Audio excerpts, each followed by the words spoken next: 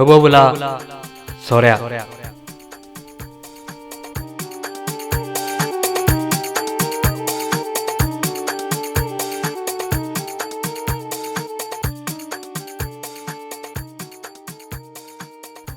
تمال سنبت شمونت تحساس مع كنا زينا عالم حد زينا خكاله بزعبا حد زعبا تبحيتو عليه سوريا نحمس عمتات شفليقو زحزه سدرابيتاو سرعات الأسد كاب سلطان تقليفو بريزيدنت سوريا باشار الأسد سوريا رتريتو مهدامون نحمس عمتات بتانك زرقز بتيز قتل باسكدا زاسر برعد زقزء زنبرة ملكاو سرعات أسد دحري بعطوقات استفنو لمتقعتي بريزيدنت أسد تنكون مدفعون رتريتو كمل تنكلو نعمتات زاكبهم مساريتات كوينات كاب فرصة سرعاتو ككلاخدلو لمينو استسقعهم وساعتنياتات توساخيت معالتي نعمر سلطانو كلقسلو اي كالون انهو بسنبل شمون تتحساس نهاجر سوريا نحمس عمتات زقزء جاقوان سرعات ابزقبؤو وحف ناي تاريخ تدربيه نلومي نزا عالم زدن صوه هندبتاو خستت العيلنا نئن قبرو صالحوت كتكاتاتولو زعدم أدالاون عرب النايز مدب أسمرهم هايدي سناي مكتال زي دمت راديو إيراناي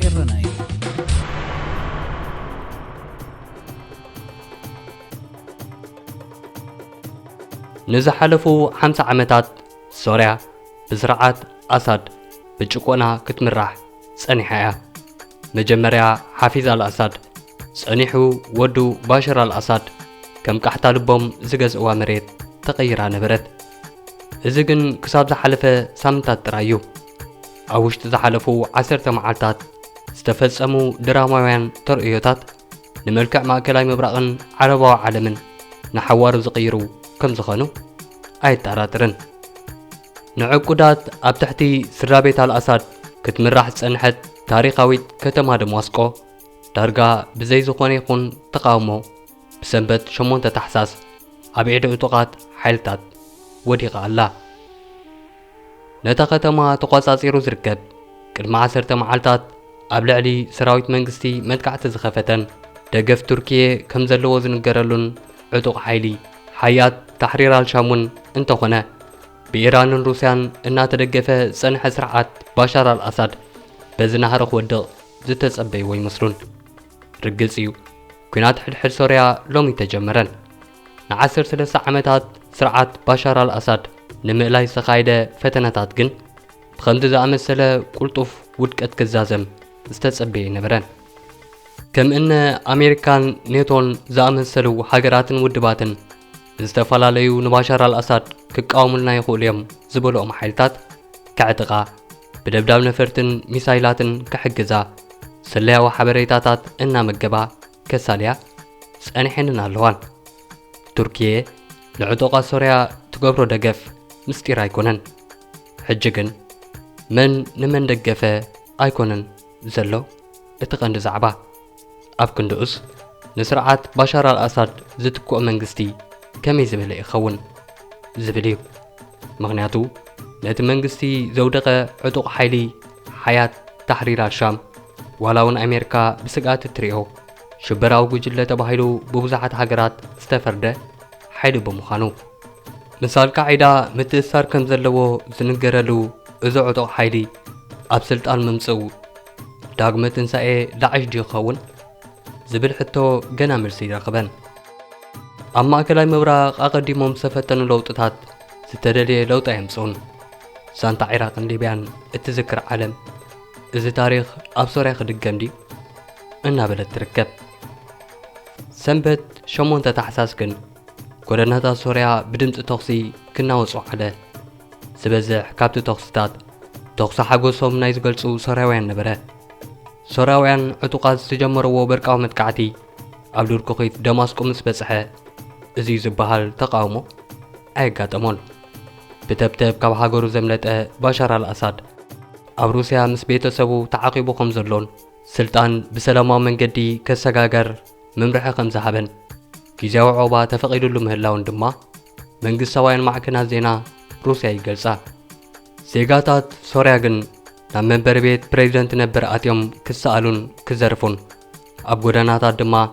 ስእልታትን ሓወልትታትን እቲ ውልቀ መላኽን ስድራ ቤቱን ክዕንው ይረኣዩ ኣለዉ። ጀነራል ሓፊዝ አልአሳድ ብወታደራዊ ዕልዋ ስልጣን ድሕሪ መሓዙ ንሱ ዝመስረቶ ምልካዊ ስርዓት ንኽወድቕ ሶርያ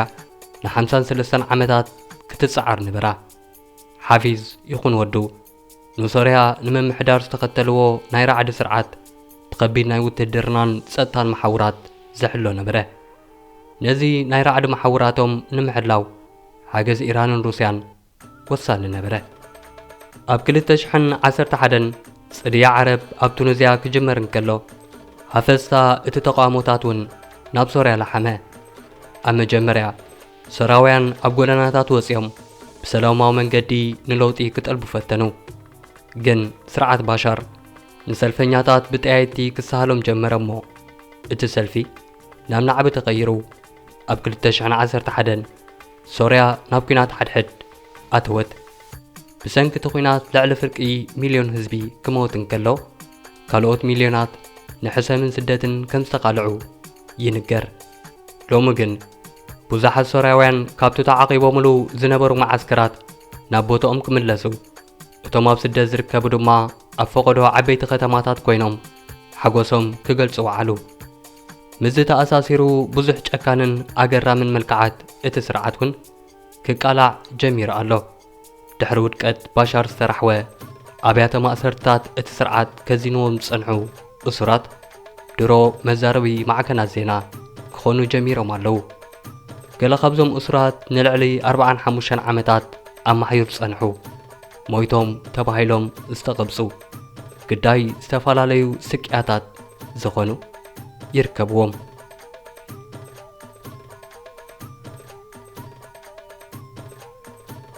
ውድቀት መንግስቲ ባሻር አልአሳድ ፍጻሙኡ ዳ እምበር ኣብ ማዕባበልኡስ ብወዝቢ ነበረን። ንዓረባዊ ሰብራዊ ምንቅስቓስ ተመርኪሱ ጸገማዊ ለውጢ ንምምጻእ ዝሓለነ ሰልፊ በዓስ ካብ ዝምስረታት ሒዙ መሳርሒ ውሕዳት መራሕቲ ክኸውን ምጽንሑ ይውቀስ። ኣብ እዋን ብረታዊ ቃልሲ ኤርትራ ካብ ፖለቲካዊ ህይወት ኤርትራ ብፍላይ ድማ ኣብ ታሪኽ ተጋድሎ ሓርነት ኤርትራ ጀብሃ ሰፊሕ ምትእታው ዝገብር ዝነበረ ናይ ሶርያ ሰልፊ በዓስ ዝተመስረተሉ ኣብ ከባቢ 1947 ኣቢሉ እዩ ነይሩ። ኣብ 1963 ስልጣን ብዕልዋ ዝተቋጻጸረ እቲ ሰልፊ ንዝሓለፉ ልዕሊ 60 ዓመታት መሳርሒ ውሕዳት ውልቀ ሰባት ብፍላይ ድማ ስድራ ቤት አልአሳድ ኮይኑ ምጽንሑ ይንገር። ሰብራዊ መንግስቲ ተኺሉ ንዓረባዊ ዓለም ናብ ሓደ ሃገር ንምውሃድ ከም ዝሰርሕ ዝነግር እቲ ሰልፍን ጨናፍሩን ኣብ ኢራቅ ንኸም ሳዳም ሁሴን ኣብ ሶርያ ድማ ንስድራ ቤት አልአሳድ ከገልግል ጸኒሑ። ዝበዝሑ ኣባላቱ ካብቲ ስድራ ቤት እንዳ አሳድ ዝተወልድሉ ቀቢላ አልዋይጢ ከም ዝምላእ ዝገበረ እቲ ሰልፍን መሪሕነቱን ምስ ባህልን ክብርታትን ሕብረተሰቦም ዘይከይድ ንውልቀ ምልክን ብልሽውናን ድማ ዘተባብዕ ምሕደረኦም ቀንዲ ጠንቂ ናይቲ ድሒሩ ኣብ ኢራቅን ሶርያን ዝተጓህረሃረ ቀቢላዊ ግጭታት ተገይሩ ይቁጸር። ኣብ 1971 ብዕልዋ ስልጣን ዝተቋጻጸረ ናይ ሽዑ ጀነራል ሓፊዝ አልአሳድ ንሃገረ ሶርያ ብፍጹም ምልኪ ን29 ዓመታት ኣመሓደረ። ዘመነ ስልጣኑ ብጭቆናን ብልሽውናን ዝተመልአ መንባሩ ይዕለል። ስልጣኑ ትውልድ ኣው ንምቕያሩ ዘንቀደ ሓፊዝ ንመንበረ ስልጣኑ ክርከብ ዝሓረዮ ወዱ ባስል አልአሳድ ነይሩ። ነገር ግን ባስል ብሓደጋ መኪና ኣብ 1994 ዓረፈ እሞ ነቲ ኣብ ከተማ ሎንዶን ሕክምና ዓይኒ ተማሂሩ ሓኪም ዓይኒ ኮይኑ ክሰርሕ ዝጸንሐ ካልእ ወዱ ባሻር ንስልጣን ክለማመድ ብቕልጡፍ ናብ ሶርያ ከም ዝምለስ ተገብረ። ባሻር ሽዑ ጊዜ ናብ ሶርያ ተመዲሱ ወታደራዊ ታዕሊም ተዋሂብዎ ኣብ ዝተፈላለዩ ናይ ስልጣን ቦታታት እናተመደበ መንበረ ምልኪ ክላመድ ከረመ። ኣብ 2000 ዓመተ ምህረት ኣቦ ሓፊዝ ምስ ሞተ ድማ ብሕገ መንግስቲ እቲ ሃገር ዝጸደቐ ፕሬዝደንት ሶርያ ካብ 40 ዓመት ዕድመ ክንእስ የብሉን ዝብል ሕጊ ምእንትኡ ክበሃል ናብ 34 ዓመታት ተቐይሩ 97 ሚእታዊት ድምፂ ረኺብዩ እናተባህለ ብወግዒ መንበረ ስልጣን ፕሬዝደንትነት ሃገረ ሶርያን መሪሕነት ሰልፊ በዓዝን ተቋጻጽረ ብርግጽ ባሻር ንራእይ ስምዑለይ ዝኾኖ ኣብ ነፍሲ ወከፍ 7 ዓመታት ንሱ ዝምረጸሉ ናይ ምሰል ምርጫታትን ረፈረንደማትን ምግባር እውን ኣይተረፈን። ግን እቲ ምርጫ ይኹን ረፈረንደም ናይ ሸፈጥ ምዃኑ ካብ ህዝቡን ተቃውምቱን ኣይተሰወረን። ድራማዊ ምርጫታት እውን ሕጋውነት ስልጣን ከውህቦ ይከኣለን። ባሻር ኣብ 2000 ዓመተ ምህረት ናብ ስልጣን ድሕሪ ምምጽኡ ናይ መጀመርያ ዓመታት ስልጣኑ ናይ ተስፋ ነበራ። እቲ ጽድያ ደማስቆ እናተባህለ ዝዝከር እዋናት ባሻር አልአሳድ ብርክት ዝበሉ ሃይማኖታውያንን ፖለቲካውያንን እስራት ዝፈታሓሉ ኣብታ ሃገር ነጻ ፕረስን ምግላጽ ሓሳብን ክህሉ ዝፈቐደሉ ዘመናት ነበረ። እዚ ግን ክሳብ ገለ ምሁራት ናይታ ሃገር ኣብ ስርዓተ መንግስቲ ሃገረ ሶርያ ጽገናታት ክግበር ዝሓትት ደብዳቤ ዝጽሕፉ እዩ ነይሩ። ብድሕሪ እሞ ራዛ ናይ ኣባ ሓዛ ኮይኑ ነገሩ። ኣብያተ ማእሰርቲ ዳግማይ ተኸፍተ፣ ድምፂ ህዝቢ ተቆለፈ፣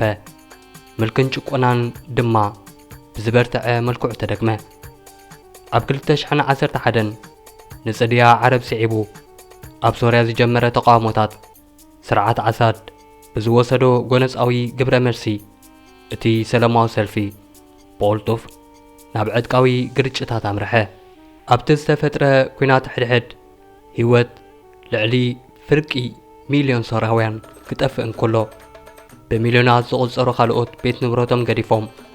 ኣደዳ ምምዝባልን ስደትን ኮኑ። ሃገረ ሶርያ ዳርጋ ጠቕላላ ክበሃል ብዝኽእል ደረጃ ክትዓንም ከላ ሰፊሕ ከባቢታት እታ ሃገር ኣብ ትሕቲ ዕጡቓት ወዲቑ መጫጭሒ ከም በዓል ዳዕሽ ዝኣመሰሉ ሽበራውያን ጉጅለታት ኮነት። ስርዓት ባሳድ ኣብ 2013 ብሓገዝ ኢራን ኣብ 2015 ድማ ብሓገዝ ሩስያ ስልጣኑ ክዕቅብ ክኢሉ እዩ። ለንቅነ ዘጋጠመ ሃንደበታዊ ውድቀት ስርዓት እቶም ኣብ ዝቐደመ ኩናት ሕድሕድ ዝሓገዙ ሓይልታት ብምድኻሞም ከም ዝተፈጥረ ይግለጽ። ምስ ዩክሬን ን3 ዓመታት ኣብ ኩናት እትርከብ ሩስያ ኣብዚ ሕጂ እዋን ንስርዓት ኣሳድ እትሕግዘሉ ሸውሃት የብላን። ምስ እስራኤል ዝፋጠጡ ዘለዉ ኢራንን ናይ ሊባኖስ ሕዝቦላህን እውን እንተኾኑ ንመንበረ ኣሳድ ንምዕቃብ ዓቕምን ድሌትን ዘለዎም ኣይመስሉን። ዋላ እኳ ኢራን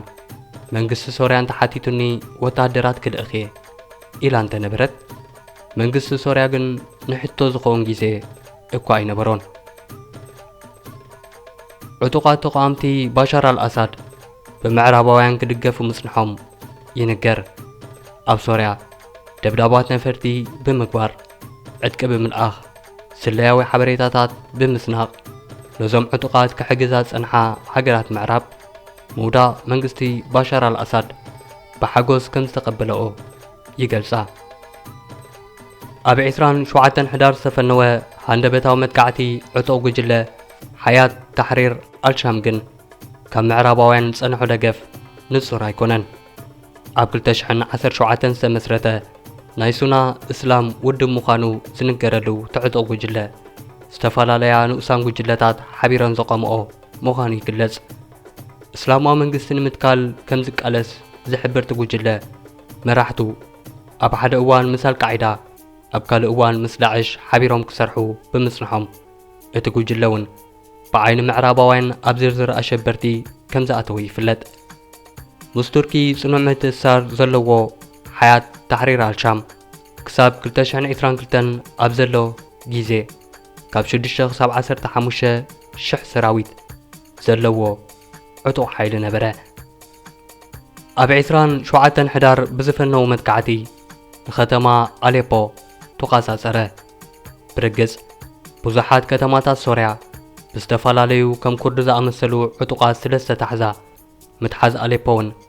ልዑል ግምት ዝተዋህቦ ይነበረን። ሓይልታት ባሻር አልአሳድ ብናይ ሩስያ ደብዳብ ነፈርቲ እናተሓገዙ ነታ ከተማ ንምምላስ ዝገበሮ ጻዕሪ ኣይሰለጠን። ብድሕሪኡ ዝኾነ እሞ ኣስደማሚ እዩ ነይሩ። ሓይልታት ባሻር አልአሳድ ብዘይ ብዙሕ ተቃውሞ ከተማ ድሕሪ ከተማ እናለቀቁ ካድሙ ሓይልታት ሓያት ታሕሪር አልሻም ምቁፅፃሮም ከስፍሑ ድሕሪ ምቕናይ ናይ ዕቁዳት ቃንዛ ሶርያ ብሰንበት ወጋሕታ መኸተምታ ረኸበ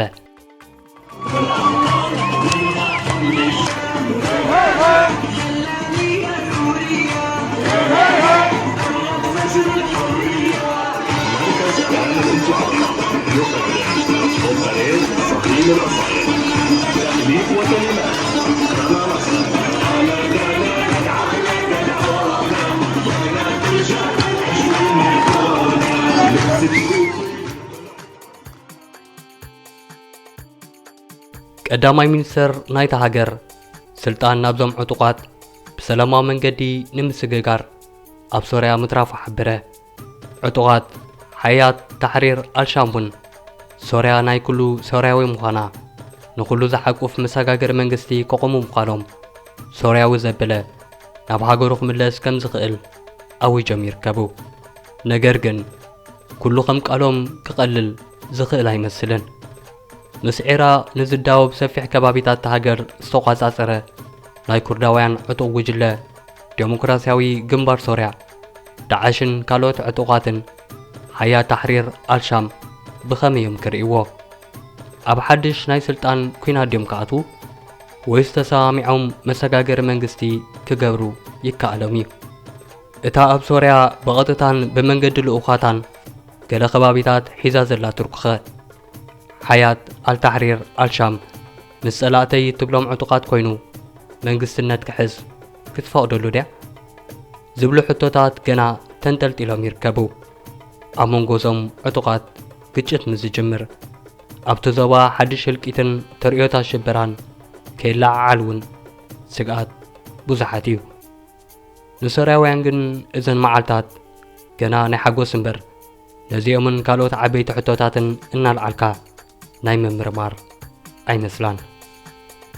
ንውድቀት አሳድ ዝተፈላለዩ ኣህጉራዊ ግብረ መልሲ ይወሃበሉሎ ፕሬዚደንት ባይደን ንሶርያ ናይ ለውጢ እዋን እዩ ደስ ዝብል ግን ከዓ ተኣፋፊ ክብሉን ከለው ከም በዓል ኢማኑኤል ማክሮን ናይ ፈረንሳ ድማ ሶርያ ናጽነት ኣረቲባ ይብሉ ብሪጣንያ ነታ ኣሸባሪ ዝበለቶ ሕጂ ግን ንስርዓት አሳድ ኣብ ውሽጢ መዓልታት ዝፈንገለ ሓያት ታሕሪር አልሻም ካብ ዝርዝር ሽበራ ክትሓኮ ከም እትኽእል ትእምት እስራኤል ግን ዝያዳ መሬት ንምግዋጥ ክትጓየዕ ተረእያ ኣብ ምስ ሶርያ ዘዳውብ ኣኽራናት ጎላን ኮይኑ መግለፂ ዝሃበ ቀዳማይ ሚኒስተር ቤንያሚን ኔታንያሁ ምውዳቕ አሳድ ውፅኢት ጻዕሪ እስራኤል ምዃኑ ምስ ሶርያውያን ሓቢሩ ክሰርሕ ድሉው ምዃኑ ብምግላጽ ንእግረ መንገድና ግን እቲ ምስ መንግስቲ ሶርያ ኣብ 1974 ዝኸተምናዮ ኣብ ደቡባትና ዝተገብረ ናይ ጸጥታ ዞባ ብዘይ ሓላዊ ስለ ዝተረፈ እቲ ውዕል ዝገበረልና መንግስቲ ድማ ስለ ዝወደቐ ንሓለዋ ክጥዕም ነቱ ዞባ ሒዝናዮ ኣለና ክሳብ ዝሓሸ ስምምዕ ዝግበር ድማ ሒዝናዮ ክንጸንሕ ኢና ክብል ኣብዛ ዓለምን ሶርያን ብውድቀት አሳድ ቀልቦም ተሰሪቁሉ ዘሎ ወቕቲ ብሰላሕታ ደባታ ምቁፅጻር ከም ዝርከብ የፍእም ሩስያ ግን ንባሻር አልአሳድ ካብ ሃገሩ ንኻሃድም ብምሕጋዝ ኣብ ሞስኮ ብሙሉእ ክብሪ ተቐቢላ ንዑ ንስድራ ቤቱን ፖለቲካዊ ዖባ መጥያትሎም ትርከብ ሩስያ ኣብ ሶርያ ዝርከብ ክልተ ማዓስከራታ ከይትንከፍ ተጠንቀቕ ዕጡቃት ሓያት ታሕሪር አልሻም እውን ቅሰኒ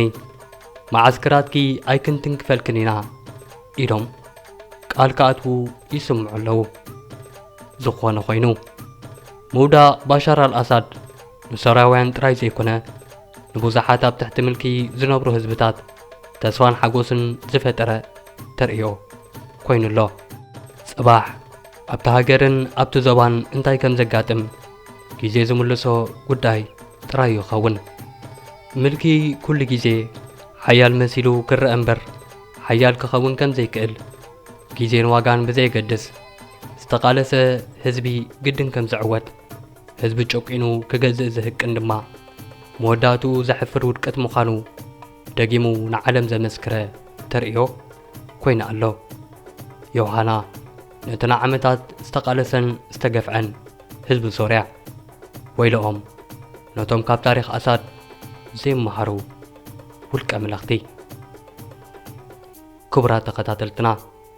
نلومي نقول سوريا أملكتنا أدالينا لكم زنبرنا فري مدب استقاتلكم وينيرو زدلنايو حبريتا استفالاليو منجتات توكي سناينا الجزيرة تلفزيون PBS BBC CNN دما قال كم منجتات نايم مزترفو مدبات راديو إرنا كتكاتلون دعدمكو سناي نايم كتات اوان يمنيلكم شالوم